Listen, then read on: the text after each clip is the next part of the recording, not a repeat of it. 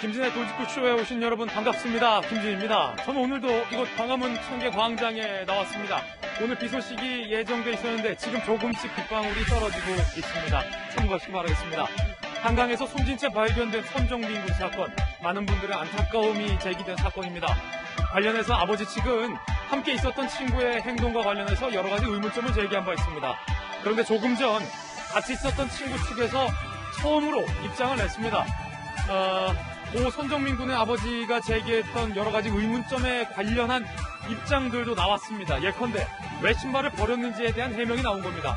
잠시 후에 양측의 입장 상세하게 저희 돌직구쇼에서 발빠르게 조금 전에 나온 입장들 보도해드리겠습니다. 저는 비가 오나 눈이 오나 매일 아침 이곳에서 여러분을 기다리겠습니다. 김지의 돌직구쇼 지금 라이브로 시작합니다. 잠깐만요.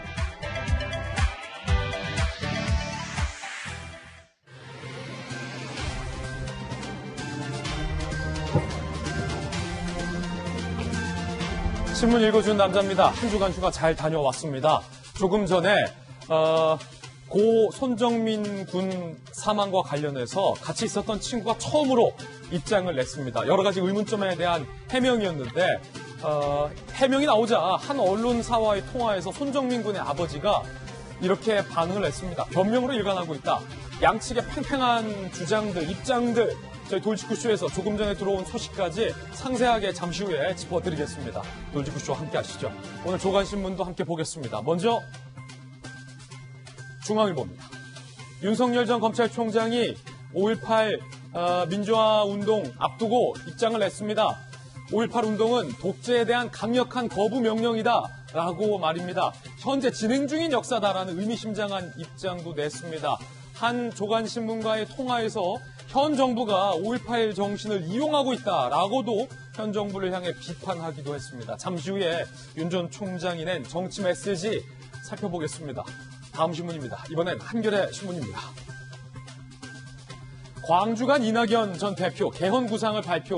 빅3 뜨거워지는 호남 잡기. 여기서 빅3는 다들 아시다시피 민주당의 이낙연, 정세균, 이재명 3강 구도입니다. 호남을 누가 잡느냐에 따라서 민주당의 대표 선수, 대선 후보에 발돋움할 수 있으리란 분석이 많습니다. 다음 신문입니다. 이번엔 경향신문입니다. 화이자 백신 신규 1차 접종 22일부터 정상화된다는 반가운 소식 들어와 있습니다. 지금까지 신문 읽어주는 남자였습니다. 월요일 아침 저와 함께 등판한 선수들 소개해드리겠습니다. 손정혜 변호사님, 바르다 박선생, 박정하 전 청와대 대변인 나오셨습니다. 자, 윤태곤 실장님, 그리고 김수경 한신대 교수님 나오셨습니다. 모두들 어서 오세요.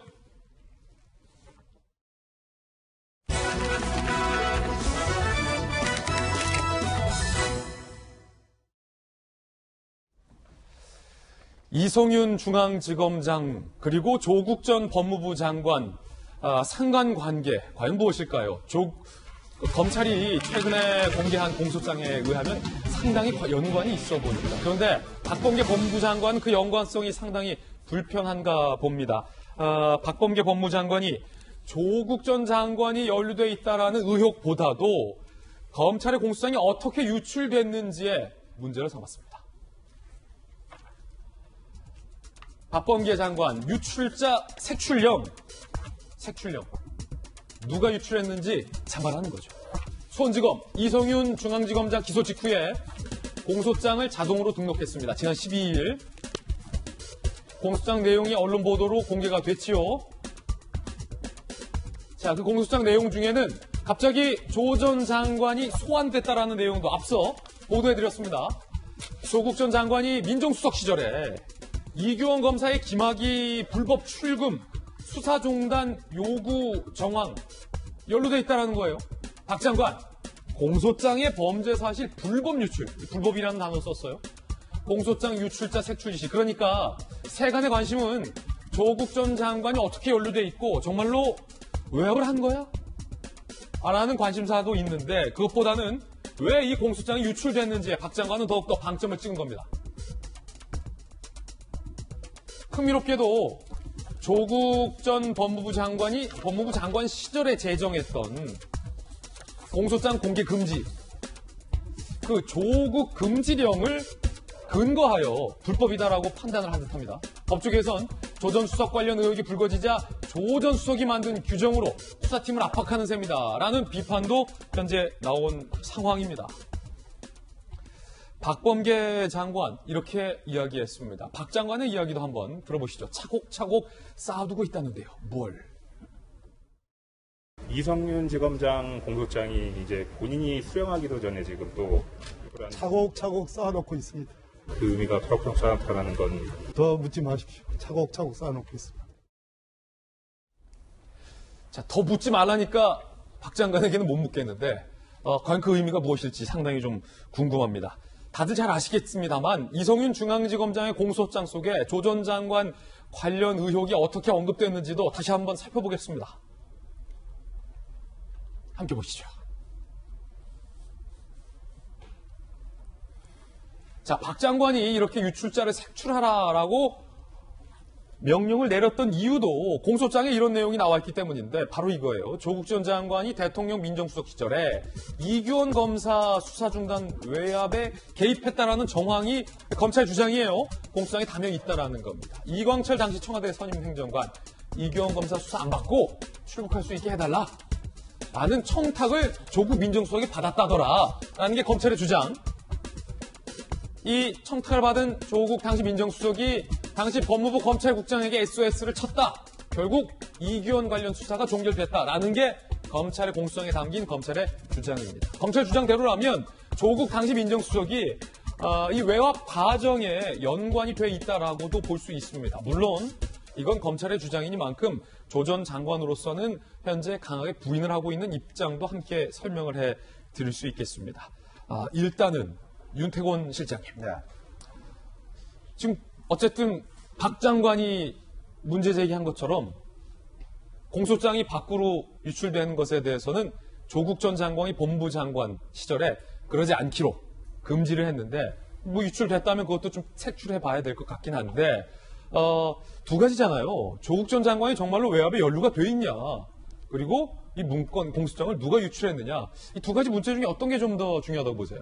글쎄요, 저는 뭐 앞으로 이제 다투겠지만은 뭐 첫 번째 이규원 검사에서부터 촉발된 여러 가지 문제, 이성윤 지검장도 나오고 조국 전 장관도 나오고 여러 명으로 얽혀 있는데 이것도 이것인데 그럼 지금 이제 공소장 유출에 대해 가지고 이제 막 이슈가 되고 있지 않습니까? 뭐 흔히 이제 이렇게 말을 하는 거죠. 이게 사실 내로남불 뭐 네가 하면은 이렇고 내가 하면 이렇고 근데 이것도 어쨌든 프레임이 바뀌고 있는 거예요. 이 내용이 아니라 공소장 유출 자체가 뭐 잘된 거냐 잘못된 거냐로 바뀌고 있는데 이런 것에 대해 가지고 저도 그렇고 너무 혼란스러운 게 서로 같은 공격들을 하고 있는 거예요. 뭐 절차적 정의와 실체적 정의 이야기를 하다가 여기서는 또 이제 실체적 정의, 절차적 정의가 거꾸로 들어오고 근데 이건 좀 정리가 됐으면 좋겠는 게 그 뒤에 우리 이제 뭐 손정민 씨 이야기도 하고 하겠지만은 피의사실 공표, 공소장 문제 같은 것이 이 정부 들어와가지고 되게 이슈가 됐었지 않습니까?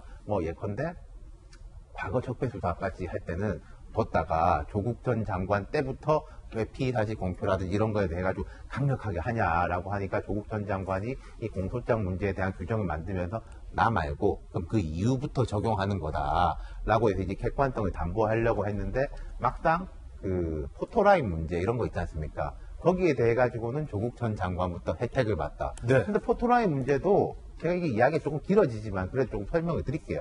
쭉 짚어보는 게 좋을 것 같아서. 포토라인 문제도 검찰 들어가는 사람들은 포토라인에 안 서고 지하로 이제 싹 들어가는데 예.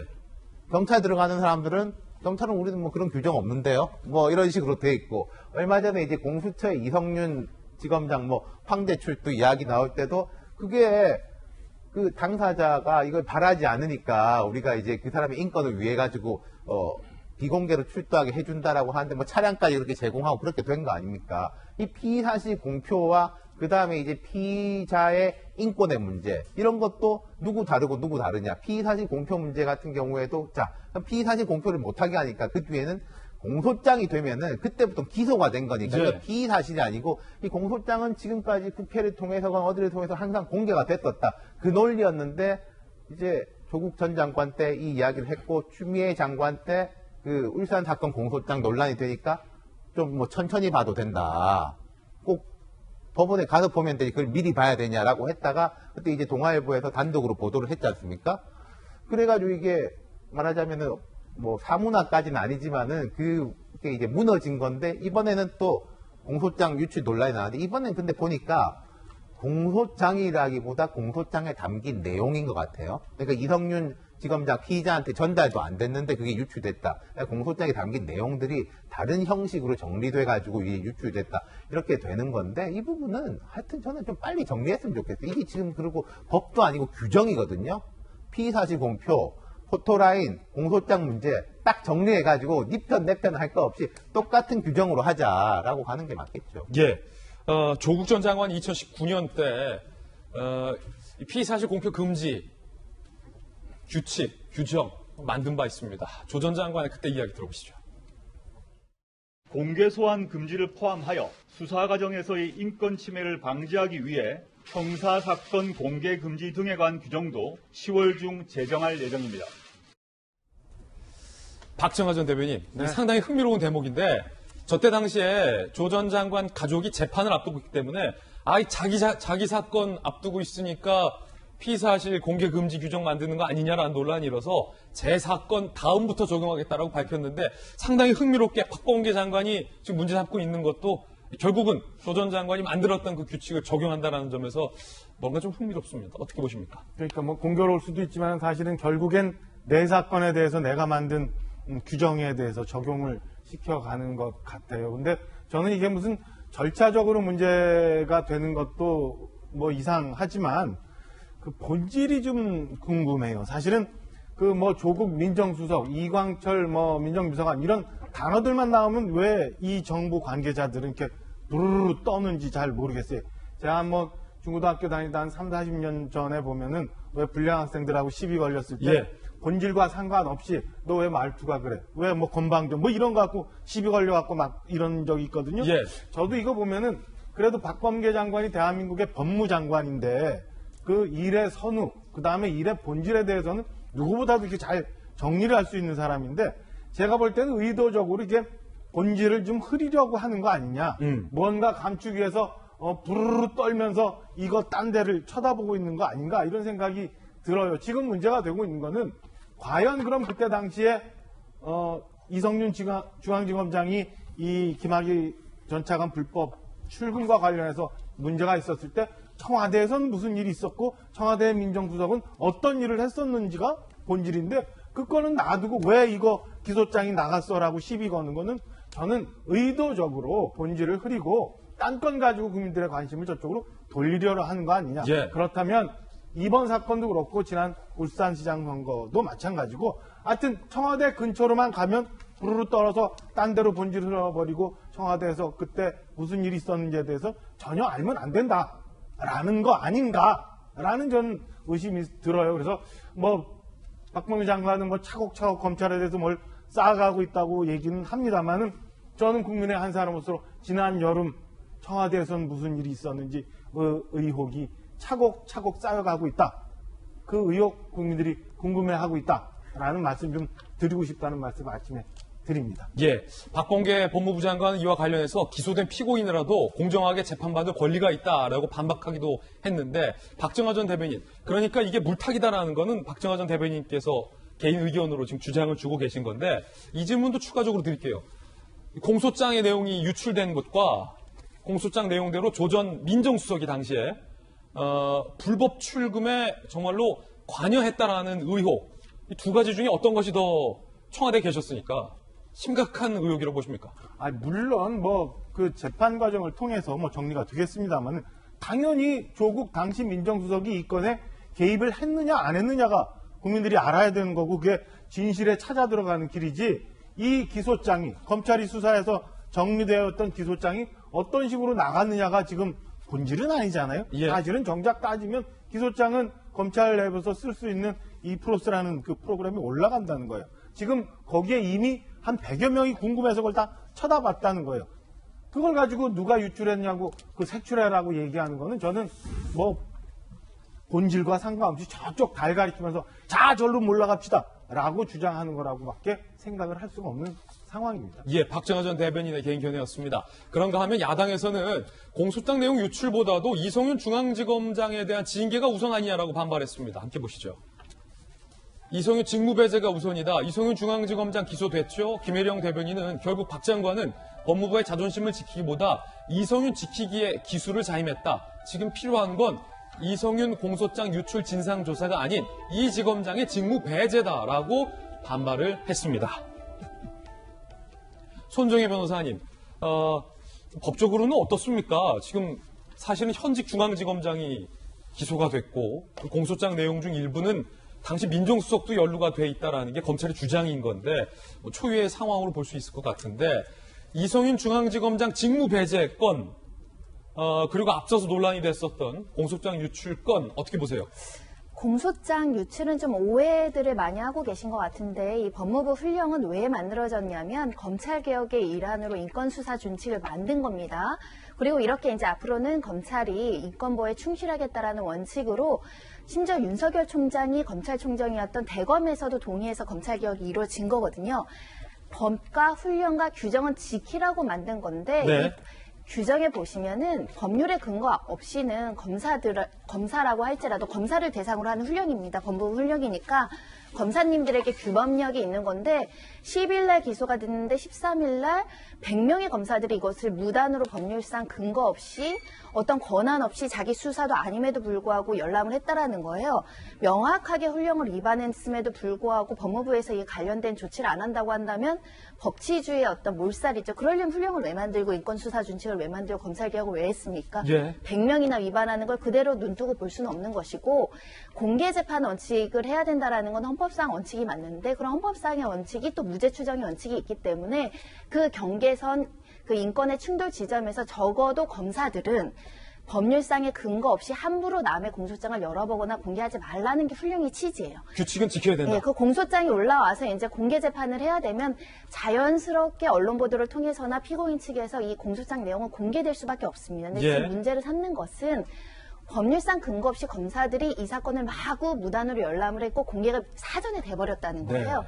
그 점은 명확하게 위법의 소지가 있기 때문에 따져봐야 되는 것이고 박범계 장관이 얘기한 것도 기자분들이 먼저 물어보니까 이건 문제다라고 이야기를 한 거였어요. 예. 그런 만큼 이제 중요 사안이라든가 우선순위에 있어서 이걸 먼저 이렇게 이야기하는 것은 본질의 흐르기다. 이런 비판은 좀 박범계 장관으로서 억울할 수 있을 것이고 그렇군요. 특검범에 따라서 이제 이거 대국민 브리핑을 매일 한 거는 법률에 근거해서 특별법에 의해서 국민적 합의, 야당, 여당이 합의해서 한 거기 때문에 네. 이게 내로남불이라는 것도 어떻게 보면 조금 오해하신 측면이 있다라 말씀드릴 수 있고요. 이 지검장이 지금 기소가 됐는데 손정혜 변호사님 한편 이 직무 배제해야 된다 야당에서는 이렇게 주장이 나오고 검찰 일각에서도 이런 주장 나오고 있는데 어떻게 보십니까? 윤석열 총장이 이제 징계 결정 받았을 때 직무정지가 됐고 직무정지에 대해서 또 행정소송으로 다투는 여러 가지 절차들이 있었죠. 법무부 장관이 이것을 결정을 해야 되는데 법무부 장관이 직무배제의 실효성이 없고 필요성이 없다라고 하면 법과 절차에 따라 살 수 없는 겁니다. 근데 국민들에게 이제 설득을 할 때 만약에 이 이성윤 지검장의 사건이 굉장히 부정부패 비리나 직권남용 개인의 어떤 사리사욕을 채우기 위한 행동이었으면 당연히 직무배제를 했을 것이고 예. 당연히 그 전에 법무부에서 어떤 조치가 있었을 거예요. 근데 이 사건의 본질은 김학의 전 차관이 과거사위원회에서 조사나 이런 것들을 받고 있고 앞으로 수사나 기소가 될 가능성이 있는데 그 관련한 출국을 금지하는 과정에서 일부의 위법과 절차 규정이 있었다. 이 부분을 이제 살펴보는 것인데 목적이 정당성이 있다라는 거죠. 그럼 이성윤 지검장 입장에서는 내가 어떤 부정부패 비리를 저지른 게 아니라 검찰에서 여러 가지 이제 과거사위원회 청산을 하는 과정에서 수사와 어떤 절차를 이행하는 데 있어서 미비한 부분이 있는데 이 일을 한 이규원 검사라든가 여러 관련자들을 이걸 강제 수사로서 해야 되는가에 대한 수사 지휘를 내렸다 이렇게 지금 항변하고 있는 상황이거든요. 그렇군요. 더군다나 그 사건 내가 보고받지 않는다고 하는 상황에서 이 직무배제를 할 만큼의 어떤 중대한 사유가 있는지는 장관이 재량적으로 판단하는 것이지 네. 해라 이거는 어떻게 보면 참고적인 요소에 불과한 거죠. 그렇군요. 김수경 교수님. 또 손정혜 변호사님 말씀 듣다 보니까 윤석열 전 검찰총장의 직무를 배제했던 추미애 전 법무부 장관의 조치는 상당히 즉각적이었고 굉장히 충격적이었다라는 평가도 많이 나왔었는데 이성윤 중앙지검장에 대한 직무 배제 결정은 지금까지 없던 걸로 봐서 박 장관은 직무 배제시킬 생각이 없는 것으로 봐야 합니까? 그러니까 이 직무 배제라는 건 사실 굉장히 좀 쉽지 않은 일입니다. 복잡한 일이에요. 어쨌든 뭔가 감찰이 대검에서 개시가 돼야 되고요. 징계받을 게 거의 확실하다는 어떤 그런 좀 확실히 뭔가 문제가 있는 경우에나 직무 배제가 되는 것이죠. 왜냐하면은 그렇게 해야 검찰이 어떤 자기의 중심을 가지고 흔들리지 않고 수사할 수 있기 때문에 직무 배제를 함부로 할 수는 없는데 이제 지금 법무부 장관이 자기가 직권으로 직무 배제를 할 수도 있습니다. 그런데 보시다시피 기소와 직무배제는 다르다고 박범계 장관이 얘기했잖아요. 그러니까 제가 볼 때는 직무배제를 시킬 리는 만무한 것 같아요. 그렇군요. 그렇다면은 인사조치를 취할 수 있죠. 추미애 전 장관이 한동훈 검사장을 이렇게 용인으로 이런 식으로 이제 인사 조치를 취해서 결론적으로 한직으로 이제 또 내몰았다고 예. 얘기를 하는데 그래서 이제 결과적으로 직무에서 배제한 식의 이제 모양새를 띌 수가 있는데 지금 박범계 장관이 좀 그런 조치를 취하지 않고 있는 것 같이 보여요. 굉장히 주저하고 있는 것 같고 결국 그럼 이렇게 되면은 서울중앙지검장이 자기 사건을 자기가 사인하는 이런 식의 일이 계속 벌어질 거라는 거죠. 왜냐하면 자기가 책임자가 되는 거니까. 그래서 이게 어떤 식으로든 이 업무에서 배제되지 않는 한 이 논란은 계속될 것으로 보입니다. 예, 다양한 의견들 전해드리고 있습니다. 한편 조국 전 장관이 스승의 날을 맞아서 제자에게 케이크를 받았다라고 SNS에 공개를 했습니다.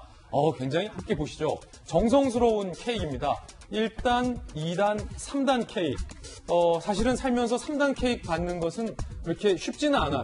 1단 케이크는 많이들 받을 수 있는데 3단 케이크는 좀 특별한 정성이 담겨 있고 위에 이제 스승의 날을 기념해서 꽃장식도 달려 있고 스승의 날 조국 스승님 감사합니다라고 굉장히 글씨도 케이크에 이거 레터링이라고 하죠. 이 케이크에 이 글씨 서비스가 들어가는 건 또 추가 요금을 내야 됩니다. 굉장히 고가의 케이크로 보이는데 거기에 조 전 장관의 환하게 웃는 이 얼굴 캐리커처라고 해야 할까요?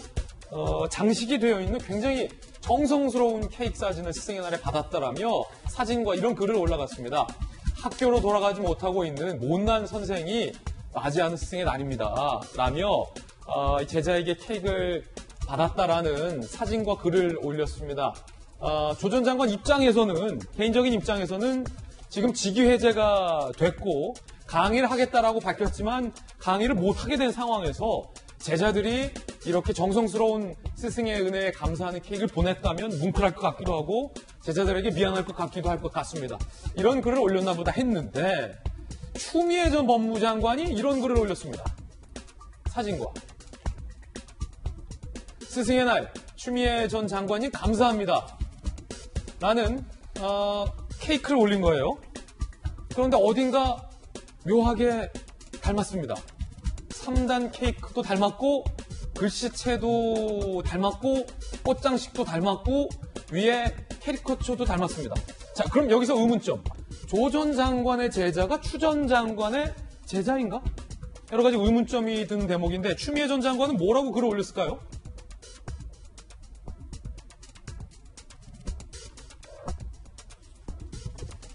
자세히 한번 살펴보겠습니다. 추미애 전 장관의 글 내용인데 검찰개혁을 응원해온 분들에게서 딴지 게시판을 통해서 스승의 날 케이크, 꽃, 떡을 보내주셨다라고 했습니다.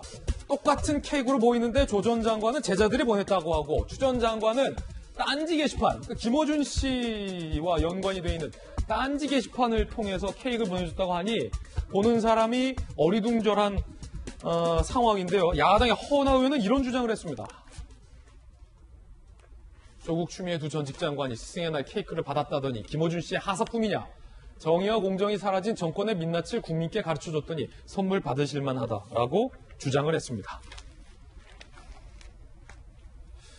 윤태호 시장님. 네. 이 조 전 장관이 올린 사진으로 시작된 이 논란인데 제자가 보낸 거 맞습니까? 아니, 조 전 장관이 제자가 보냈다라고 명시적으로 쓰진 않았죠. 예. 못난 스승의, 스승의 날 이러니까 사람들이 그렇게 생각하기 마련이지만은 명시적으로 내가 언제 제자가 보냈다고 말했냐라고 할 수 있을 정도죠. 예. 근데 저것만 보면은 그런가 보다 했는데 공교롭게도 그 비슷한 시기에 추미애 전 장관도 그 아주 흡사한 케이크 같은 데 주문. 그러니까 우연의 일치로 비슷한 케이크일 수도 있는데 또 케이크를 올리면서 조금 구체적인 정보를 썼지 않습니까? 야당 허은하 의원이 김어준 하사품이라는 주장을 한 뭐, 이유는 뭡니까? 그러니까 딴지일보 게시판에서 아마 그런 데들이 있죠. 온라인 게시판에서 우리가 지금 뭐 이분들한테 돈을 모아가지고 뭐 선물하자.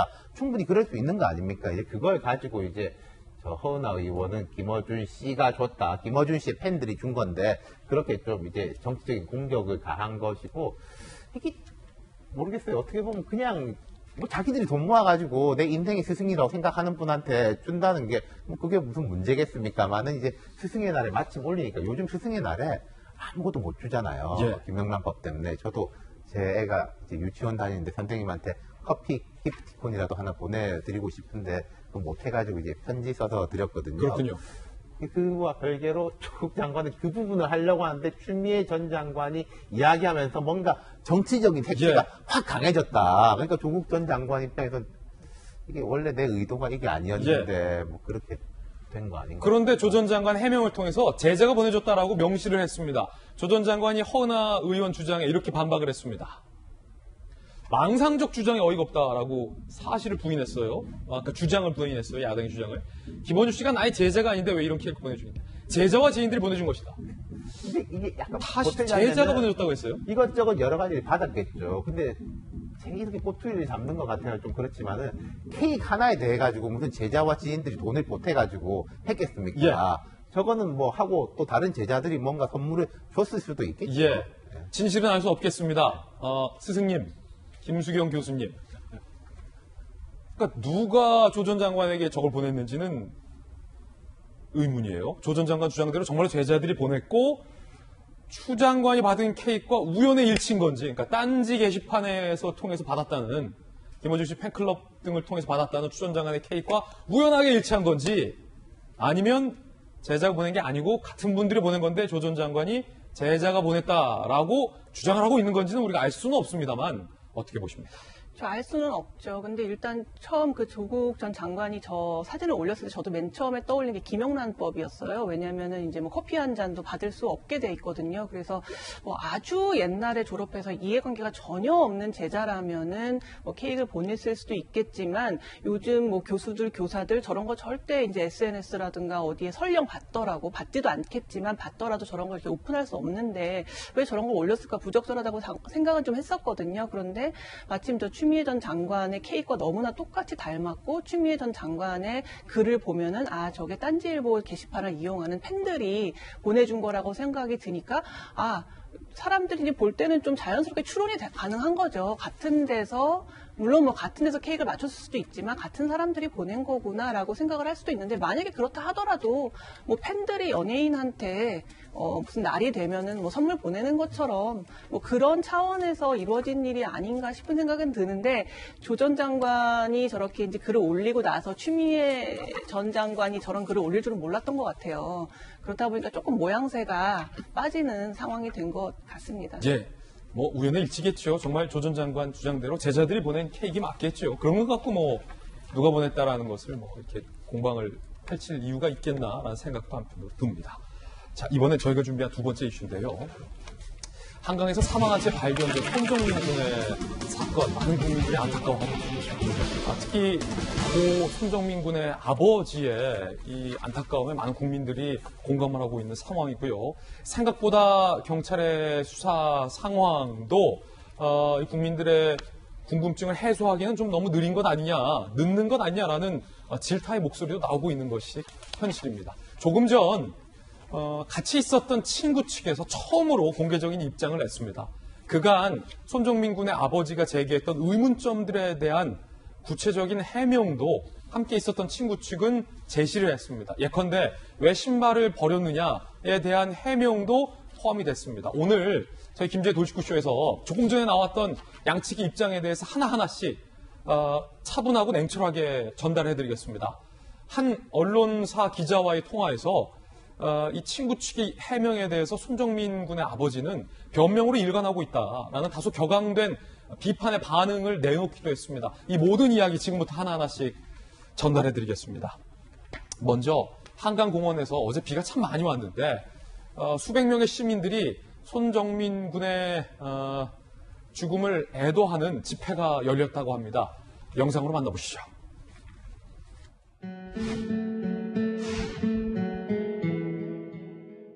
우리가 궁금한 건 어떻게 물에 들어갔냐는 거기 때문에 축 처져서 움직일 수 없을 정도로 가는데 그런 사람이 한강물에 들어갔다고 생각되진 않거든요. 3시 반과 4시 반 사이의 진상을 빨리 그걸 밝혀주시면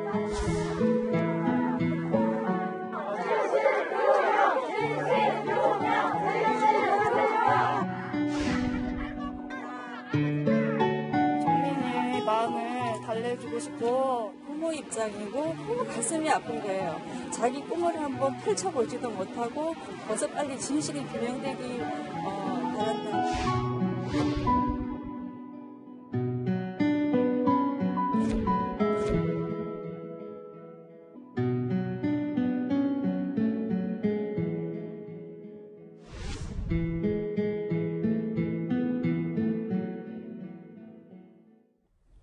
모두가 안타까운 사건인 것만큼은 분명합니다. 특히 많은 국민들이 부모님의 마음으로 이 사건을 안타까워하고 있습니다. 다 장성한 아들인데도 아버지에게 아빠 사랑해요 라는 정말로 다정다감한 문자 메시지도 쓸 줄 알았던 손정민 군. 이제 꿈을 막 펼치려던 꽃다운 나이인데 안타깝고 허망하게 숨진 채 발견이 됐기 때문에 많은 국민들이 더욱더 안타까워하는 사건입니다. 그렇기 때문에 어제 비 내리는 한강공원 속에서 수백 명의 시민들이 안타까워했습니다. 시민들의 목소리 저희들이 인터뷰했습니다. 조금 더 자세히 들어보시죠.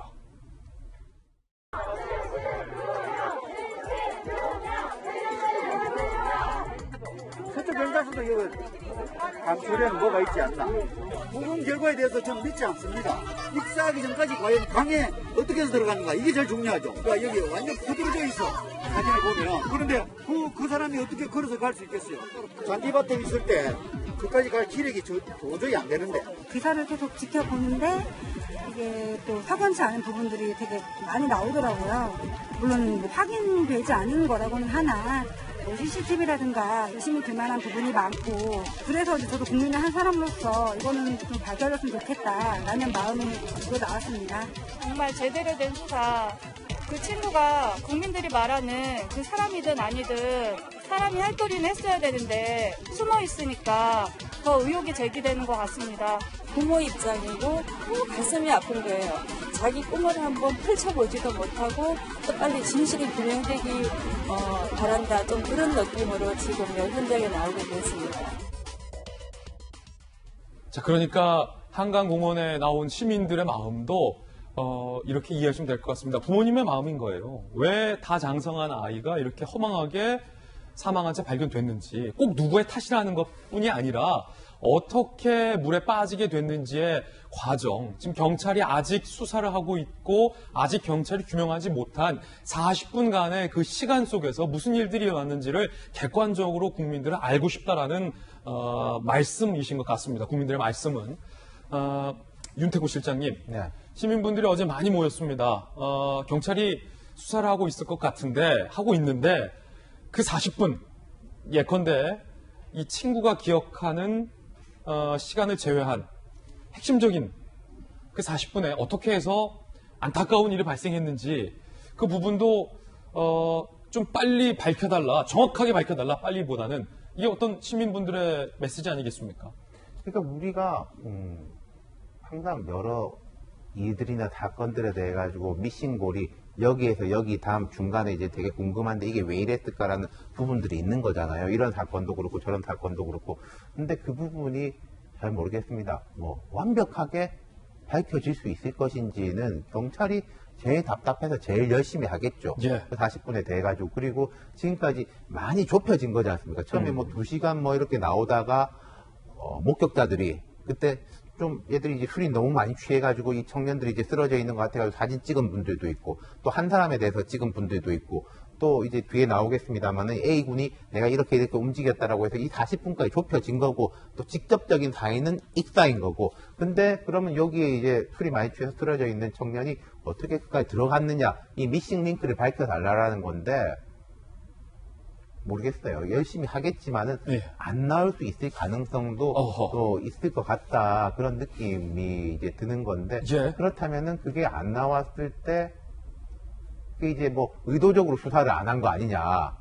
혹은 뭐 누가 이걸 뭐 해코지를 해놓고 모른 척하고 있는 거 아니냐, 뒤에 힘센 사람 뭐가 있는 거 아니냐, 그거 이제 우리가 답답한 거하고 그렇게 해가지고 누군가를 공격하는 거하고는 약간 다른 이야기인 거거든요. 그러니까 그까지 안 넘어갔으면 좋겠다라는 게 이제 제 느낌이에요. 제 심정이에요. 윤태호 실장의 어떤 개인 느낌입니다. 그럼에도 불구하고 경찰은 이 암흑기 40분에 무슨 일이 있었는지를 최선을 다해서 밝혀내야 한다라는 의무가 저는 경찰에게 있다라고 보는데, 그 가운데 함께 있었던 친구가 처음으로 입장 표명을 했습니다. 함께 하나하나씩 지금부터 전해드리겠습니다. 친구 측 입장입니다. A씨 측 첫 입장 표명, 억측을 자제해달라. 그간 침묵한 이유, 변호인이 대신 입장을 공개했습니다. 고인이 사망한 지 얼마 되지 않은 상황에서 유족에 대한 도리가 아니라고 생각해서 침묵했다. 아무리 힘들고 억울하더라도 자식 잃은 슬픔을 비할 바 아니기 때문에 해명 없이 경찰 수사에 협조를 했다. 라고 밝혔습니다. 자, 같이 있었던 친구 측 입장입니다. 추후 무고함이 밝혀지더라도 가족들이 정상적 생활로 돌아가기 어렵지 않을까 심히 염려된다. 수사 결과 나올 때까지만이라도 돈 없는 억측과 명예훼손을 삼가주길 바란다. 라고 입장을 냈습니다. 일단은 손정혜 변호사님, 첫 일성은 억측을 자제해달라. 그리고 왜 그간 침묵했느냐와 관련해서 유족에 대한 도리가 아니었다라는 해명이 나왔습니다. 아버지 측이 제기했던 여러 가지 구체적인 의문점에 대한 입장은 잠시 후에 저희가 하나하나씩 살펴볼게요. 그 부분에 대해서 잠시 후에 손정혜 변호사님 또 얘기해 주시고, 일단 이 부분과 관련해서 자, 어떻게 보십니까? 입장문 전문을 읽어봤는데 그럴 수 있겠다, 그런 또 생각도 듭니다. 양측의 입장의 차이가 있겠지만은, 예를 들면 친한 친구였다라는 것이고 해외여행도 같이 다녀올 정도로, 특히 어머니 두 분 사이에서도 아주 친하진 않았지만 친분이 있었다는 걸로 봐서는 양가에서 이런 친구가 있고 저런 친구가 있고 또 어머니끼리 얼굴을 한 번쯤은 본 사이로 본다고 한다면, 사실은 뭔가 이렇게 나의 아이를 보호하기 위해서 적극적으로 뭔가를 언론에 대고 해명을 한다거나 적극적으로 내 입장을 개진하는 것이 장래 기간 동안은 굉장히 좀 어렵겠고, 그게 또 맞다, 그런 생각이 들고요. 변호인 통해서 이제 변호사 법률 대리인 통해서 입장을 밝혔는데, 이걸 보시고 의구심이 남는 부분도 있으실 거고, 또 어떤 경험칙이나 우리 일반 상식과 배치된다라고 생각하실 여지도 있는데, 그래도 전반적으로는 지금 일각에서 나오는 여러 가지 의혹이나 의구심에 대해서 설명을 하려고 애는 쓰셨다라는 생각도 해봅니다. 예, 그렇다면 구체적으로 이 손정민 군의 아버지 측이 제기했던 의문점에 대한 함께 있었던 친구 A씨 측의 해명, 설명 하나씩 좀 들어보겠습니다. 첫 번째 의문점은 이거였죠. 왜 신발을 버렸느냐. 사실 손정민 군의 아버지 입장에서는 작은 것 하나라도 짚고 넘어가고 싶을 것 같습니다. 제가 부모님이라도, 제가 부모라도 이같이 황망한 일에서 작은 것 하나라도 명확하게 알고 싶은 것이 당연히 부모의 마음입니다. 아버지 측이 제기했던 의문은 왜 신발을 버렸냐. 사실 좀 석연치 않은 부분도 있다라는 지적이 많습니다. 이렇게 해명했습니다. A씨 측. 낡고 밑창이 닳아서 떨어져 있던 차에, 지금 CCTV 화면에서 보고 계신 저 신발이죠. 낡고 밑창이 닳아 떨어져 있었다. 토사물까지 묻어서 친구의 어머니가 다른 가족과 함께 버렸다. 당시 사안의 심각성을 잘 몰라서 신발 등을 보관하란 말도 못 들어서 크게 의식을 안 했다. 자, 이렇게 해명을 했습니다. 자, 두 번째. 그렇다면 A군의 가족만 왜 한강공원에 갔느냐. 이 말은 다시 말해서 왜 정민군의 부모에게 연락을 하지 않았냐. 제때 빨리. A군의 아버지와 고인의 부모님은 친분이 없다. 새벽에 전화하기가 어려웠다. 그리고 아들이 친구를 방치하고 혼자 돌아온 일에 무책임하다고 생각될까 걱정했다. 라고 해명을 했습니다. 그러면서 아들에게 왜 이렇게 만취해서 친구를 두고 왔냐라고 아버지가 꾸중을 했다라는 추가적인 해명도 했습니다. 그러니까 왜 즉시 즉각 연락을 안 했냐라는 것에 대한 의문에 너무 새벽이었다, 아버지들끼리 몰랐다, 무책임하다라고 비난받을까 걱정했다라는 세 가지 해명을 낸 겁니다. 자, 판단은 여러분께서 해주시고요. 자, 세 번째. 왜 조문을 늦게 갔느냐? A군이 조문을 강하게 희망했다. 아버지와 법무법인이 상의 결과 기자들이 없고 조문객이 적은 시간대가 적절하다고 판단해서 늦은 시간에 가기로 했는데 장례식장 문이 닫은 줄 몰랐다. 라고 해명을 냈습니다. 박정하 전 대변인, 이 세 가지 해명에 대해서 손정민 군의 부친이 YTN 기자와의 통화에서 조금 전에 변명으로 일관하고 있다. 라고 손정민 군의 아버지는 그런 반응을 보이기도 했습니다. 박정하 전 대변인께서 보시기엔 이 세 가지 의문점들에 대한 A군 측의 해명 어떻게 보십니까? 손군 아버지 입장에서는 조그만 단서라도 확인하고 싶은 마음에 저렇게 반응하실 수 있다고 생각을 합니다. 저도 손군 또래 아이가 있어서 지금까지 3주가 지나면서 이 사건에서 제일 가슴 이게 찡하게 들었던 거는 손군 연결식에 손군 아버지가 말씀하셨던 거. 얘는 정말 하늘이 준 선물이다. 두 번째는 아직도 해줄 게 너무 많은데 너무 일찍 갔다라는 이 아빠의 마음을 제가 충분히 이해를 하는데요. 지금 현재 이런 것 말고는 뭐 양측에 서로 뭐 답답한 마음에 있으니까 저는 지금 현재 예단에서 우리가 이게 맞다 저게 맞다라고 얘기할 단계는 아니라고 봐요. 충분히 수사를 통해서 이런 것들이 좀 진실이 밝혀졌으면 하는 마음이라 지금 해명문을 냈던 그 A군 상황, 그 다음에 이에 대해서 믿을 수 없다, 더 다른 게 있다라고 답답해하고 안타까워하시는 손군의 아버지 인정 다 양쪽 다 이해를 하겠습니다. 다만 이게 벌써 3주가 지났고 여지껏 왜 경찰이 저렇게 국민들의 의혹이 커질 때까지 손군 아버지가 저렇게 애타게 이것저것 찾아다니면서 언론을 통해서 국민들한테 얘기할 정도의 상황이 갈 때까지 조그맣게 하나씩 문제를 해결해 나갔으면 이렇게까지 불거지지 않았을 수도 있고 이미 사안이 다 밝혀졌을 수도 있는데 왜 여태 경찰 수사가 저렇게까지밖에 되지 않았느냐라는 점에 대해서는 전 아직도 좀 안타깝게 생각해요. 지금도 경찰은 뭐 핸드폰 수색하느라고 한강 수색 중이라고 하는데 사실은 핸드폰 뭐 꼭 그 핸드폰 아니더라도 기지국이나 아니면 핸드폰 통신사를 통해서도 많은 정보를 확인할 수 있는 거거든요. 그리고 이미 손군 친구인 A군의 주변에 대해서 수사를 했으니까 그와 관련해서 국민들이 궁금해하는 부분들은 일부분 알려줄 수도 있는데 그냥 너무 경찰이 이 건에 대해서 그냥 놔두고 너무 무책임하게 오는 거 아닌가 싶은 생각에 그런 점에 대해서는 경찰이 좀 더 빨리 이 건을 정리할 수 있는 단서나 수사를 좀 찾아왔으면 하는 바람이 좀 있어요. 양쪽 다 안타까운 마음에 대해서는 좀 지금 현재 우리 국민들이 좀 지켜볼 단계 아닌가라는 생각입니다. 참 이게 김수영 교수는 안타까운 게 일단은 손정민 군이 그렇게 된 것에 대해서 가장 안타깝고 그건 뭐 누구나 다 같은 마음일 것 같고 이 양측이 묘하게 공방양상으로 흐르게 되는 것도 사실은 지켜보기가 너무 안타깝습니다. 자, 이제 그게 공방으로 흐르지 않게 하는 것이 중간에서 경찰의 역할일 테고 경찰이 수사로서 실력을 보여줘야 할 의무가 있는 건데 이 A측 친구, A씨 측이 해명하고 있는 것 중에서 A씨 측 입장에서도 충분히 좀 해명하려고 노력하고 있고 정민군 아버지 입장에서도 이게 미흡하다라고 말할 수, 양측이 그렇게 말할 수밖에 없는 상황과 심정도 이해가 되는데 이 두 번째, 왜 친구의 가족만 그때 한강공원에 갔을까와 관련돼서는 조금은 안타깝고 아쉬운 점이 있는 것 같아요. 아마도 이 친구 측도 안타까워 아쉬워하는 부분이 일면식이 없더라 하더라도 어머님들끼리는 어느 정도 알고 있다고 하니 어머니가 어머니에게 즉각적으로 그 시간에 연락을 해줬다면 잃어버린 40분 이야기도 안 나왔을 것이고 어쩌면 비극적인 일은 막을 수 있지 않았는가라는 이 손정민 군의 아버지의 안타까운 심정도 좀 이해가 되거든요. 왜 즉각 연락을 하지 않았을까라는 좀 안심도 있네요.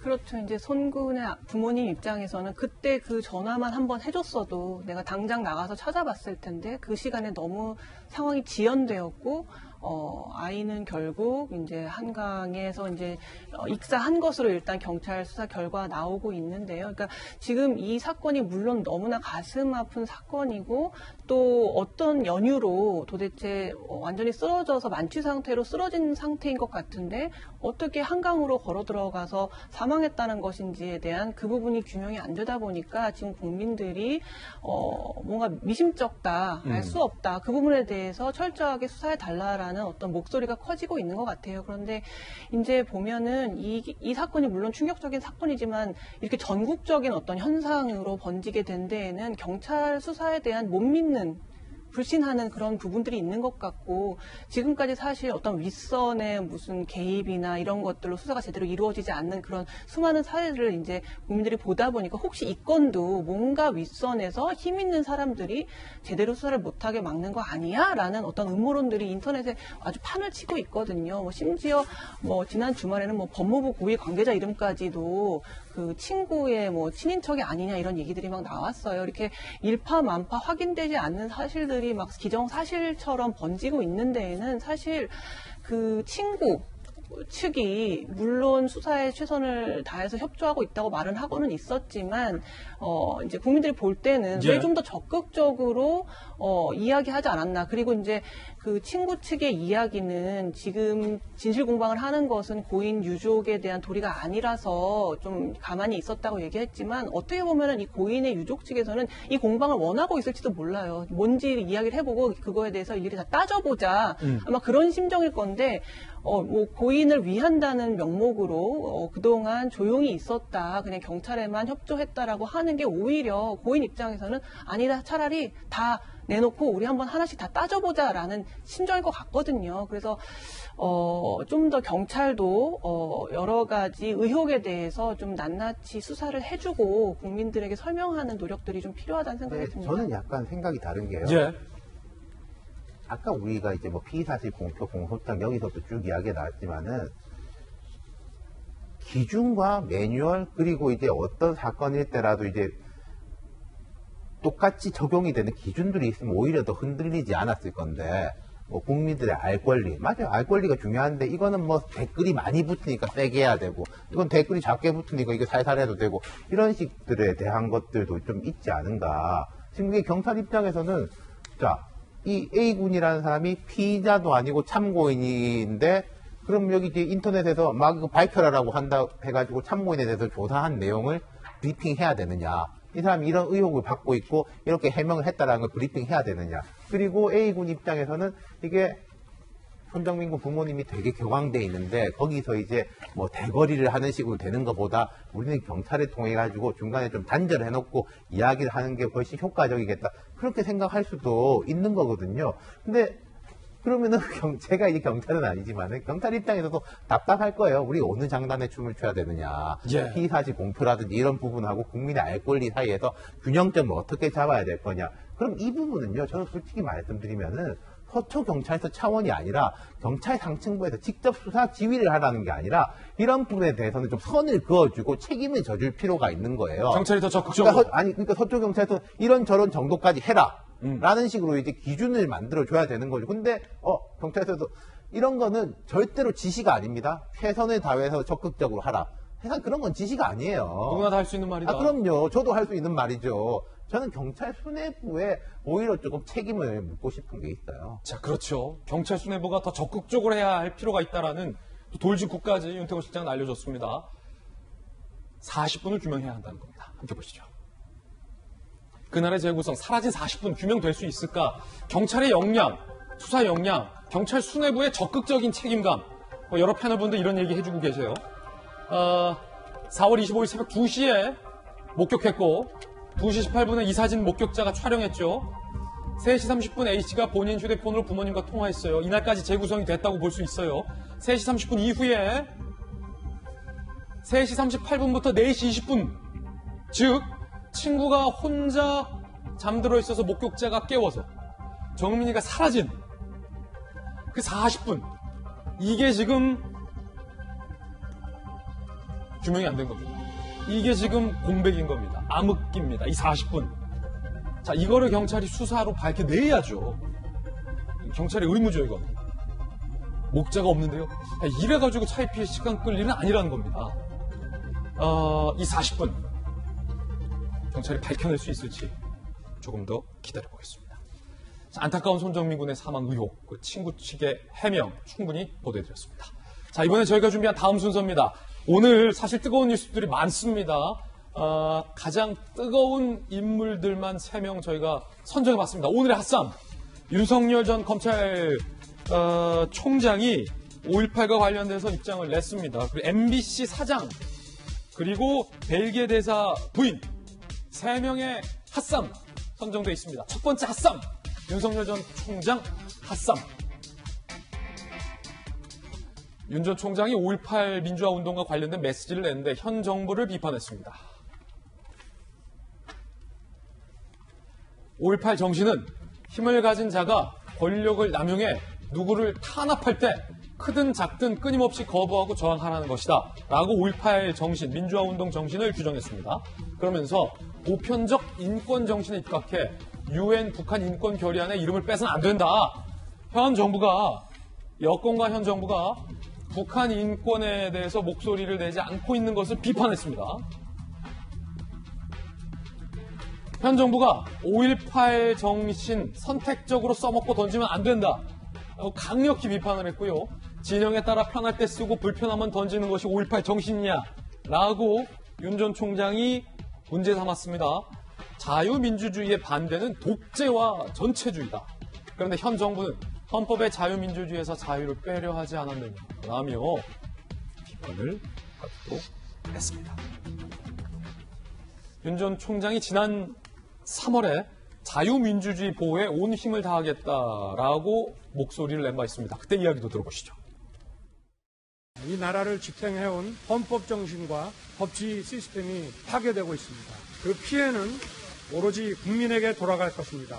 저는 우리 사회가 오랜 세월 쌓아올린 상식과 정의가 무너지는 것을 더 이상 지켜보고 있기 어렵습니다. 제가 지금까지 해왔듯이 앞으로도 제가 어떤 위치에 있든지 자유민주주의와 국민을 보호하는 데 온 힘을 다하겠습니다. 박정하 전 대변인, 네. 지금 윤석열 전 총장이 그때 이렇게 자유민주주의 보호를 강조했는데 지금 5.18 민주화 운동 정신을 규정함에 있어서도 자유민주주의를 연관을 시켰습니다. 그러면서 현 정부를 강하게 비판했는데 필요할 때 5.18 정신을 선택적으로 써먹었다. 던지면 안 된다. 현 정부는 자유민주주의에서 자유를 빼려 하지 않았냐라며 이거의 반대가 독재다 라는 주장을 했는데 자, 어떻게 보십니까? 그 이유가 뭐라고 보십니까? 지금 윤석열 전 총장이 갖고 있는 그 생각이 일단, 그리고 국민들이 윤석열 전 총장에 대해서 바라는 바가 바로 저런 거라서 본인이 그렇게 메시지를 내지 않았나 싶은 생각이 우선은 듭니다. 그리고 네. 우리 지금 살고 있는 오늘 민주주의가 얼마나 망가졌는지, 내일이 추념일인데 벌써 여권 대선 주자분들, 야권 대선 주자분들, 지금 우리가 얘기하고 있는 윤석열 전 총장까지도 이 추념일에 맞춰서 이렇게 민주주의에 대한 그 메시지를 내는지 한번 우리 민주주의가 얼만큼 훼손되어 있어서 이런 상황까지 가는지 돌아봤으면 하는 생각이 좀 들어요. 그래서 저는 윤석열 총장이 이번 그 5.18 추념일을 맞춰서 저런 메시지를 낸 거는 그동안 본인이 추구하고자 하는, 정치권에 들어와서 국민들한테 주고자 하는 어떤 이미지상, 그리고 본인이 국민들한테 좀 기대감을 갖고 있는 그런 부분에 대해서 충족시키기 위해서 저런 메시지를 냈고, 당연히 있을 수 있는 메시지라고 보여집니다. 여기서 날카로운 질문 하나 네. 드려도 되겠습니까? 윤 전 총장이 현 정부와 관련해서 5.18 정신을 선택적으로 써먹고 던져서는 안 된다. 진영에 따라서 필요할 땐 쓰고 불편하면 던지는 게 5.18 정신이냐라고 반발한 까닭은 무엇일까요?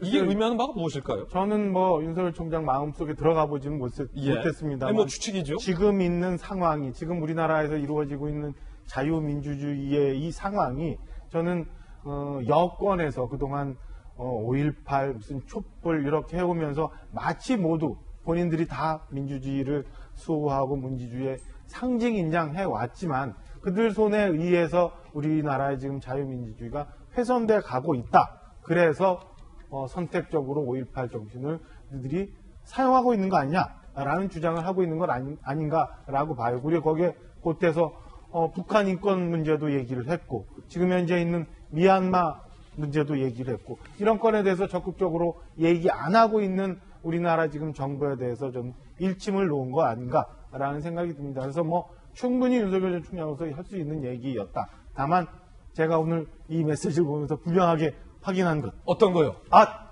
정치하는구나 라는 생각이 딱 들었어요. 예. 박정호 전 대변인의 개인적 해석과 정치하는구나 라는 생각이 들었다라는 해석까지 들어봤습니다. 여야의 반응도 나왔는데 즉각적인 반응 함께 보시죠. 먼저 여당의 정청래 의원, 검찰개혁에 저항하다가 사표를 낸 사람이 5.18 정치를 운운할 자격이 있는가? 5.18 영령들에 대한 모독이다라며 윤 전 총장을 강하게 비판했습니다. 윤 전 총장이 5.18 정치를 운운할 자격 없다. 정청래 의원 주장이고요. 이에 대해서 조수진 야당 의원은 이렇게 반박했습니다. 정청래 의원의 인식이 얼마나 엉뚱하고 저급한 것인지를 다시금 확인한다. 문주주의를 대놓고 비유하려 5.18 광주 정치를 운운하다니 정청래 의원 너무 심했다라고 반박을 했습니다. 윤태곤 실장님, 여야의 입장이 다르군요. 저는 윤석열 전 총장 메시지 좀 마음에 안 들고요. 개인적으로 정청래 의원의 반응도 마음에 안 들어요. 둘 다 마음에 안 듭니다. 정청래 의원 반응 먼저 간단히 말씀드리자면은 5.18에 대해 가지고는 검찰 아니라 군인들도 다 이야기하고 우리 모두의 대한민국의 것으로 하자는 게 5.18 정치인데 저건 이제 마치 이제 자기들이 좀 전유하려는 전유라는 거는 오롯이 가진다라는 거. 이게 우리 거야. 니들이 이야기하지. 우리 영역이야. 그건 매우 좋지 않죠. 그걸 좀 지적하고 싶고. 윤석열 전 총장도 5.18에 대해 가지고 5.18에 대해서 5.18에 깊이 이야기를 하고 그리고 제 생각에는 이게 이제 독재에 대한 저항이었다. 이 정도로 말하면 되는데 자유민주주의에서 자유를 떼려고 하지 않냐 현 정부가 제가 보니까 어저께 처음에 나온 건 기사가 몇 줄로 간단했었어요. 메시지가. 근데 오늘 좀 더 부연이 돼가지고 이 정부에다가 대립각을 세웠는데 5.18에 꼭 이 정부에 대해서 대립각을 세우는 걸로 말을 해야 되나. 그것도 너무 구체적으로 그것도 별로 좋아 보이지 않아요. 자, 앞서서 박정호 전 대변인 그리고 이번에 윤태곤 실장님의 개인적 해석과 견해 다양하게 전해드리고 있습니다. 정치하는구나 라고 박 대변인이 느꼈다는데 윤석열 전 총장의 지인, 측근이 이렇게 구체적으로 입장을 냈습니다. 정치한다 라고 말이죠. 윤 전 총장이 대선에 도전한다는 생각은 확고, 자명이 길어지면 사람들이 피곤해한다는 것 본인이 잘 알아 어떤 형식으로 등판하느냐의 문제일 뿐이다. 매우 구체적으로 얘기했습니다. 확고, 언제 어떻게 등판하냐의 문제다. 시간 문제다 라는 입장을 윤 전 총장의 측근이 냈습니다. 공격당했을 때 방어해주는 이 갖기 위해 입당한다는 논리는 빈약하다. 국민의힘 입당 순간 지지율이 급락하면 어떨 거냐. 국민이 지지한다는데 그만한 게 어딨냐. 라며 야당에 입당한다는 것에 대해서는 당장이 좀 현재로서는 부정적인 그런 기류를 표명하기도 했습니다. 차기 대선 주자 적합도도 오늘 새롭게 발표가 됐습니다. 함께 보시죠. 여전히 윤석열 전 총장이 선두를 달리고 있습니다. 이 같은 대선 지지도가 나왔다라는 것도 여러분께 알려드립니다. 핫쌈 함께하고 있습니다. 두 번째 핫쌈, MBC 사장의 발언이 논란입니다. 두 번째 핫쌈, 뭐라고 발언했을까요? 광화문 집회 막 간 사람들이라는 발언에서 논란이 세게 일고 있습니다. 박성재 MBC 사장이 조국 사태 당시 집회 보도를 거론하며 자발적으로 모인 검찰개혁 집회. 자, 서초동 집회를 자발적으로 모인 검찰개혁 집회다라고 규정했군요. 그리고 광화문에서의 집회는 약간 마시간 사람들이 주장하는 종교적 집회다라고 표현을 했습니다. 이걸 1대1로 보도하는 게 제대로 된 공영방송이냐라고 항변을 했습니다. 문제는 광화문 집회를 마시간 사람들의 집회로 표현했다라는 것이 논란이 됐습니다. 자, 그러자 박 사장이 해명을 했습니다. 과격한 막말로 많은 비판을 받았던 일부 인사들이 참석한 집회를 가리킨 것이다. 자, 그 일부 인사들이 참석한 집회가 무엇인지에 대해서 추가적으로 얘기하진 않았고요. 참석 시민들이나 일반적 보수 집회를 지칭하지 않았다라고 해명을 했습니다만 논란은 여전합니다. 자, 그렇다면 박성재 MBC 사장, 공영방송 사장의 해명이 과연 사실일까요? 박 사장이 발언했던 그 발언 직접 들어보시죠. 시민들이 자발적으로 모인 검찰개혁 집회와 광화문에서 약간 와시간 사람들이 뭐 주장하는 종교적 어떤 게 돼가지고 하는 집회를 1대1로 이렇게 보도하면서 민심이 찢겨졌다 이렇게 보도하는 게 정말로 제대로 공영방송 역할인가? 저는 이런 화두를 끊임없이 우리 사원들에게 던지고 있습니다. 이 발언이 논란이 된 거고 이에 대한 해명으로 일반 시민을 지칭한 건 아니다 라는 해명까지 나왔습니다. 공영방송 사장의 발언 논란입니다. 이건 김수경 교수, 손정희 변호사님 두 분께 먼저 여쭙겠습니다. 먼저 김수경 교수님, 해당 발언 그리고 추 해명까지 들어봤습니다. 문제 있습니까? 없습니까?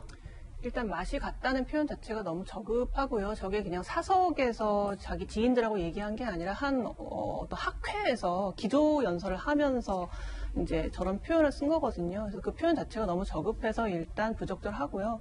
또 이제 그 보수 집회라고 말해지는 그 광화문에 모인 사람들에 대해서 이제 맛이 같다라고 표현을 했는데 또 한편으로 서초동에 모였던 검찰 개혁을 표방하는 그 서초동에 모였던 사람들에 대해서는 또 그렇지 않게 얘기를 한 거죠. 근데 어떤 사람이 볼 때는 사실 그 조국 수호라는 어떤 그 캐치프레이즈를 들고 나왔던 그 검찰 개혁의 그 집회도 아니 조국 전 장관의 일가에 이렇게 여러 가지 의혹들이 있었고 또 그게 지금으로서는 1심에서 정경심 씨 1심에서 많은 부분이 또 의혹이 사실이었던 것으로 지금 판결낸 이 마당에 그런 조국의 어떤 수호를 외치면서 검찰개혁을 외쳤던 사람들이 그럼 좀 이상한 거 아니냐라고 볼 사람도 분명히 있겠죠. 예. 그렇기 때문에 공영방송의 사장이라는 그런 자리는 굉장히 공정하고 어떤 여러 가지 방송을 만드는 데 있어서 이제 공정한 입장을 취해야 되는데 어떤 한쪽은 맛이 같고 나머지 혹은 자신이 지지하는 쪽에 대해서는 매우 정상적이고 건전하고 건강한 것으로 이야기하는 것 자체가 이미 공영방송 사장으로서의 자세는 아니다. 그렇게 말씀드릴 수 있습니다. 김수영 교수님의 견해였고 손정혜 변호사님 어떻게 보십니까? 말씀하신 대로 좀 표현이 좀 예를 들면 비합리적인 사람들, 비상식적인 사람들, 그리고 앞에 수식어로 일부 이렇게 썼으면 논란은 좀 줄었을 수 있습니다. 근데 지금 해명이 나오는 것이 일반적인 보수 집회 참가자들을 상대로 시민을 상대로 한 이야기는 아니다. 라고 이야기를 하고 그렇게 해석하면 또 별 문제가 없다라고 해석이 되는 게 과거에 광화문 집회에서 뭐 간첩, 사형시켜야 된다, 뭐 빨갱이, 우리는 코로나19 하느님이 지켜줘서 안 걸린다 이러면서 실제로 코로나19를 좀 확산시킨 책임이 있는 분들이 좀 있었거든요. 이분들은 사실은 합리적이다, 상식적이다, 이 사람들의 말을 경청해야 된다, 이 사람들의 이야기를 공영방송에 내보내야 된다 이렇게 주장했을 때 언론학자 중에 동의하는 사람은 없을 겁니다. 그런 측면에서 그거를 해명하는 과정에서 이제 말이 좀 과격하게 나왔다라는 생각이 드는데 이 부분은 본인이 사과를 했고요. 다만 이 부분을 지적하는 또 정치권 인사들의 발언도 마찬가지로 맞간 부분에 대한 또 수식어를 써서 서로 막말 논쟁을 벌이고 있어서 불필요한 공방을 지속하고 있다. 그리고 이런 발언 하나 가지고 전체 발언을 소개해주지 않고 이 일부 발언으로 굉장히 편향됐다라고 또 지적하는 것도 좀 근거가 부족할 수 있습니다. 예, 두 분의 다른 의견 전해드렸고요. 박성재 사장이 보도국장 시절에 했었던 발언도 논란이 됐었습니다. 김호준 씨와의 인터뷰였던 것을 기억하는데 그때 당시 발언 들어보시죠. 저도 좀 감이 있잖아요. 네. 왜냐하면은 제가 기자 생활 26년 했는데 촛불 집회뿐만 아니라 2002년 월드컵, 수많은 집회를 무슨 노무현 전 대통령 장례식 이런 거 다 봤잖아요. 100만 정도 되는 그 숫자가 어느 정도인지 대충 느낌이 있죠. 그러니까 딱 보니까 이거는 100만짜리다. 그 정도 된다. 100만짜리다. 저라고 생각을 한 거죠. 저도.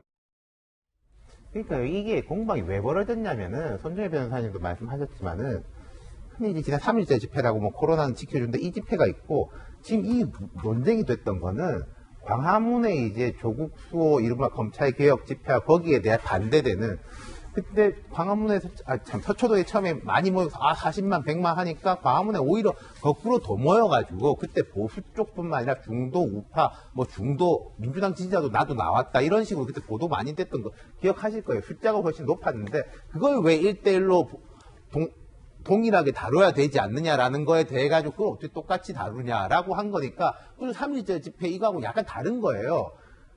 그러니까 그거를 일단 명확하게 할 필요가 있다라는 말씀을 드리고 싶고 뭐 어느 공영방송이든 민영방송이든 논조는 있는 건데 뭐 MBC는 이렇게 생각하나 보다라고 저는 이제 받아들이고 있는 거죠. 핫삼 함께하고 있습니다. 세 번째 핫삼은 경감한 보도해드리겠습니다. 벨기에 대사 부인이 결국 이런 선택을 했습니다. 면책 특권을 유지하겠다. 포기하지 않겠다. 이에 따라서 경찰이 공소권 없음으로 송치하지 않겠다라고 밝혔다라는 이 사건의 결론도 후속 보도해드리겠습니다. 오늘 핫삼 전해드렸고요. 이번에 저희가 준비한 다음 이슈입니다. 본격적인 정치권 소식 접해보겠습니다. 주제는 이겁니다. 당신, 야, 어딜 감히 몸살 찌푸려지는 모습이 나왔습니다. 민주당의 문정복 의원이 정의당의 류호정 의원에게 반말을 일삼은 것에 대해서 논란이 강하게 일고 있습니다. 당신, 야, 2라운드 공방까지 나왔습니다. 문정복 의원의 야 발언 들어보시죠.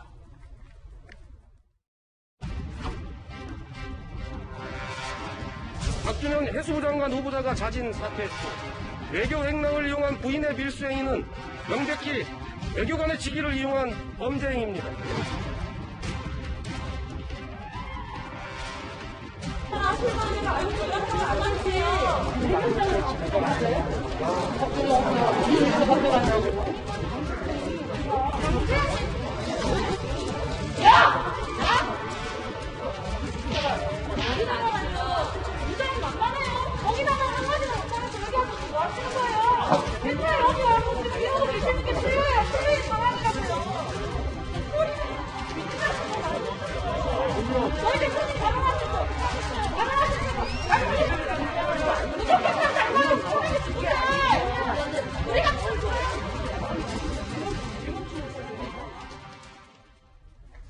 동료 국회의원인데 아무리 나이가 어리더라도 야, 되먹지 못하다, 어디서 감이라는 표현을 했던 문정복 의원의 발언이 현재 논란인데 이 공방 2라운드로 접어들었습니다. 문정복 의원이 사과하지 않으면서 논란이 이어지고 있습니다. 문정복 의원, 내 말에서 당신은 박준영 전 후보자를 지칭한 거다 라고 해명했습니다. 갑자기 류 의원이 어디다가 당신이냐 하느냐라고 한 거다. 그게 문제다라는 식으로 얘기했어요. 깜짝 놀란 나도 순간 기가 차니까 야라고 한 거다. 문제 없다라고 해명하고 있습니다. 자, 이에 대해서 류호정 의원은 문 의원의 당신이 누군지 알 길 없다. 문제는 그 다음 야가 먼저였고 어디서 감히가 나중이었다. 정의당이 만만했던 건지 나이 어린 제가 우스웠던 건지 라고 계속해서 문제 삼고 있는 상황입니다. 자, 박정아 대변인, 예. 사실은 문정복 의원이 사과할 일 아닙니까? 누가 보더라도? 지금 저 화면상으로 보면 뭐 당연히 그런 것 같아요. 그런데 그걸 가지고 계속 공방을 하고 있고 옛날에 아주 오래전 옛날에 저렇게 막말로 가고 막 가면 국회의사당에서 뭐 출입탄도 터지고 막 이런 시절이 있었는데 예. 저거 보면서 저도 이렇게 좀 이렇게 말리거나 좀 저런 일이 좀 없었으면 하는 바람이 좀 생길 정도로 저런 화면이 계속 나오네요. 뭐 말씀하신 것처럼 지금 문정복 의원이 왜 배진교 대표가 연설한 건에 대해서 당을 대표해갖고 아주 항의를 해야 되는 상황이었는지 잘 모르겠고 누구를 향해서 누가 봐달라고 저렇게 하는 건지 잘 모르겠고 그다음에 본인이 시비를 시작한 게 이 화면만 봐서는 분명한데 왜 저렇게 계속 여기다 총 쏘고 저기다 총 쏘고 지금 류호정 의원하고만의 문제가 아니라 또 다른 막말도 굉장히 요즘에 이 건과 관련해서 나오고 있는데 문정복 의원에 대해서 민주당이 뭘 바라는지 본인은 어디다 누가 봐주기를 바라면서 저렇게 막말을 하는지 저는 국민들이 다 보고 있으니까 다음에는 꼭 제대로 된 판단을 해주셨으면 하는 생각이 좀 듭니다. 예. 자, 문정복 의원의 추가적인 입장이 나오긴 했는데 윤태호 실장님, 네. 그러니까 류호정 의원이 먼저 도발을 한 거다. 근데 도발을 하면 도발에 안 넘어가면 되는 거 아닙니까? 그러니까 이제 뭐 당신이란 뜻이 뭐였느냐, 그다음 배진교 원내대표의 이제 사실관계 틀린 부분이 있었다, 뭐 이런 그 원인 제공이 여기다인 거고 그 유호정 의원의 주장은 그건 잘 모르겠고 그건 그렇다 치더라도 그 뒤에 언행 그리고 홍기원 의원이 옆에서 보면 이렇게 어깨를 치는 장면도 나오거든요. 아, 그래요? 참 저게 눈에 거슬리던데 그런 부분에 대한 이제 공방인데 이거 어깨 치는 예. 거. 과거 같으면은 지금 누가 누구를 어깨치는 거예요? 저기 홍기원 의원, 민주당 홍기원 의원이 민주당 의원이 유호정 의원의 어깨를 치는 거잖아요. 예. 부산 공방 와중에 과거 같았으면은 뭐 속마음이 어쨌든지 간에 뭐 풀고 넘어가죠. 중진 의원들이 넣어가지고 야 뭐 서로 이제 잘 지내야 이랬을 때 이제는 그런 식의 시대가 아닌 것 같고 또 이런 문화적 충돌이 있는 것 같은 게 문정복 의원은 67년생인데 92년에 당시 재정부 의원의 선거운동, 지역 주민으로서 선거운동에 참여해가지고 그때부터 이제 민주당 계열 활동들을 하기 시작해서 지금 백원우 전 의원의 보좌관을 지내고 백원우 의원이 청와대 갈 때 같이 이제 청와대도 갔다가 그 강력한 후원과 지지를 받아가지고 공천을 받아서 전형적으로 이제 풀뿌리로 해가지고 이제 지역 활동부터 올라온 수십 년 된 이제 당원 출신 정치인이에요. 근데 유호정 의원은 아시다시피 이제 젊은 20대, 또 게임 회사에 다녔었고, 그 다음 노조 활동을 하다가 비례대표로 온 이제 신세대 정치인인 이 문화 충돌도 있는 것 같고, 이게 문정복 의원은 아니, 뭐 내가 약간 욱해서 그럴 수도 있지. 라는 식의 인식이 있는 것 같고, 유호정 의원은 그게 무슨 말이 되냐라는 식의 인식이 있는 것 같은데, 이제는 제가 문정복 의원을 막 비난하려고 하는 게 아니라, 이제 또 그런 시대가 아니다라는 걸 말씀을 드리고 싶어요. 이유야 어쨌든 일하는 게 통하지 않는다라는 말씀 드리고 싶네요. 예. 자, 그런가 하면 문정복 의원 발언이 두 번째 또 다른 논란이 일고 있습니다. 함께 보시죠. 자, 야당의 윤희숙 의원에게 이렇게 얘기한 겁니다. 먼저 윤 의원이 임혜숙 과기부 장관 임명 관련해 능력 있는 여성을 열심히 찾는 게 아니라 능력 자질이 모자라도 여자라 상관없다라는 게 임명을 강행하는 게 문재인식 페미니즘이냐라고 비판을 하자 문정복 의원이 그러는 윤 의원님도 능력이 안 되는데 여자라 국회의원 되신 거냐라고 얘기를 했다는 겁니다. 여자라 의원이 됐냐. 두 분의 우리 여성분들에게 묻겠습니다. 먼저 손종혜 변호사님. 이 발언은 좀 어떻게 이해를 해야 하죠, 저희들이? 저 두 분들의 발언을 평가하고 싶진 않은데 그 임혜숙 장관 후보자 관련한 청문회에서 그런 보도들이 좀 나왔는데 저도 사실 여성으로서 좀 불편하더라고요.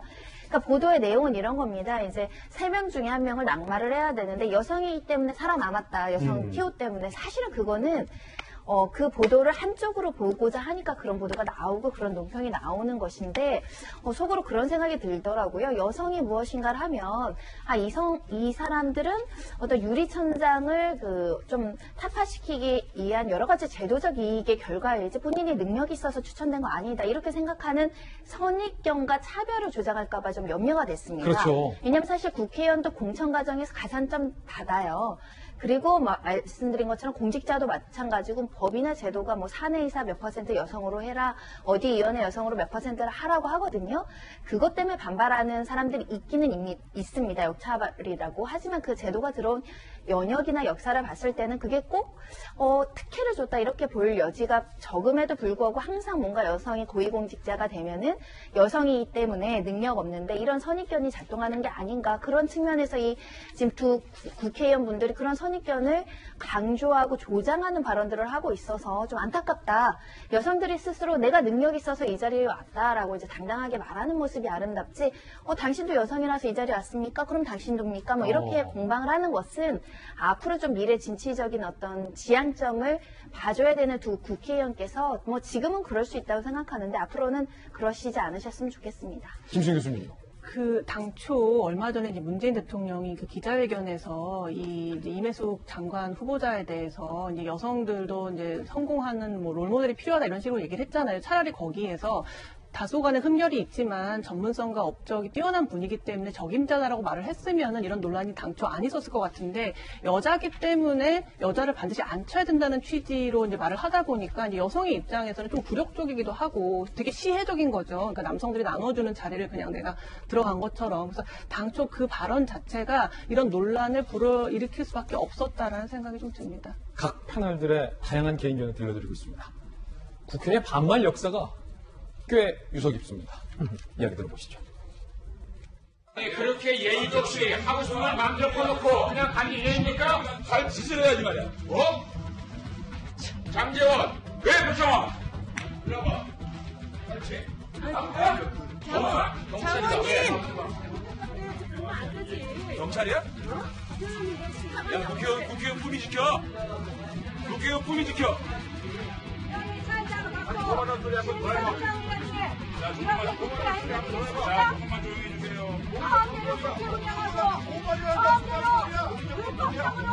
사모임 가도 그게 국회입니까? 얼굴 좀 보고 있는 거 시작. 들어. 한번 나한테 혼내볼래? 나한테 혼내볼래? 뭘 누가 혼내? 혼내봐. 우리 의원님들께서 앞으로 이제 동료 의원에게 반말은 좀 삼가주시기 바라겠습니다. 자, 이번엔 저희가 준비한 다음 이슈입니다. 함께 보시죠.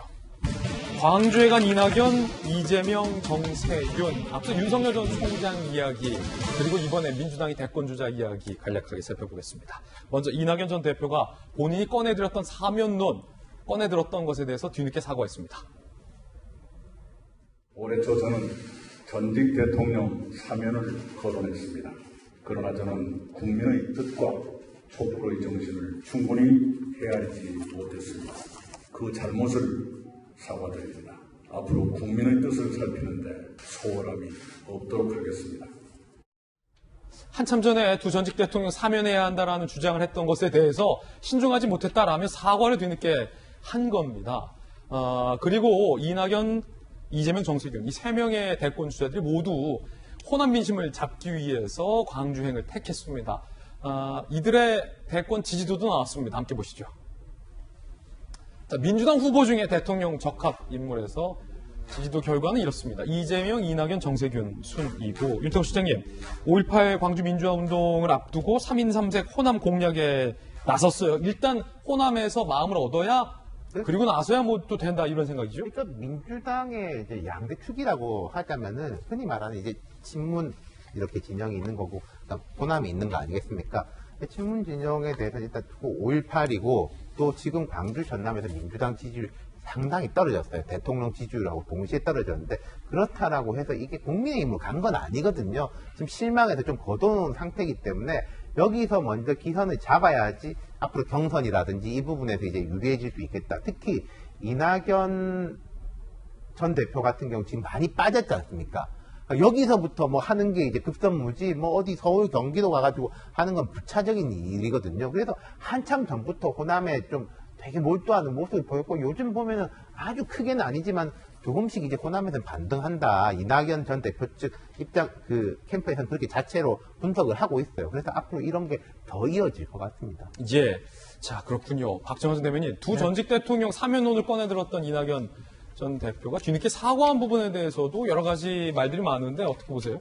글쎄요, 뭐 그때는 국민의 뜻이 아니었고 지금은 국민의 뜻인지 그때는 촛불 정신에 대해서 생각지 못했다. 지금 촛불 정신 생각까지는 잘 모르겠습니다만 개인적으로는 뭐 글쎄 그런 것까지 그렇게 판단하면서 호남 가서 미안하다고 사과를 해야 될 일인지라는 생각은 드는데요. 뭐 이낙연 전 대표 입장으로서는 저는 마지막 승부수를 띄우고 있는 것 아닌가 싶어요. 좀 전에 윤태호 실장 얘기했던 것처럼 민주당 후보로서 당연히 호남에서 불꽃을 일으켜야 되는데 이 전체 민주당의 대권 레이스상 이 시점에서 반등의 기회를 얻지 못하면 안 될 수도 있다라는 절박함에서 저런 얘기를 한 것 아닌가 싶은 생각이 듭니다. 그래서 사면에 대한 사과, 그다음에 뭐 개헌 얘기를 한 거로 이해를 합니다. 네, 정치권 소식까지 접해봤습니다. 저희들은 60초 광고 후에 돌아오겠습니다. 잠시 후에 뵙죠. 네, 월요일 아침 저희들이 준비한 소식 모두 다 전해드렸습니다. 저희들은 내일 아침 9시 15분에 더욱더 풍성한 소식 들고 인사드리겠습니다. 오늘 하루는 분명 어제보다 나을 겁니다. 좋은 하루 되십시오. 고맙습니다.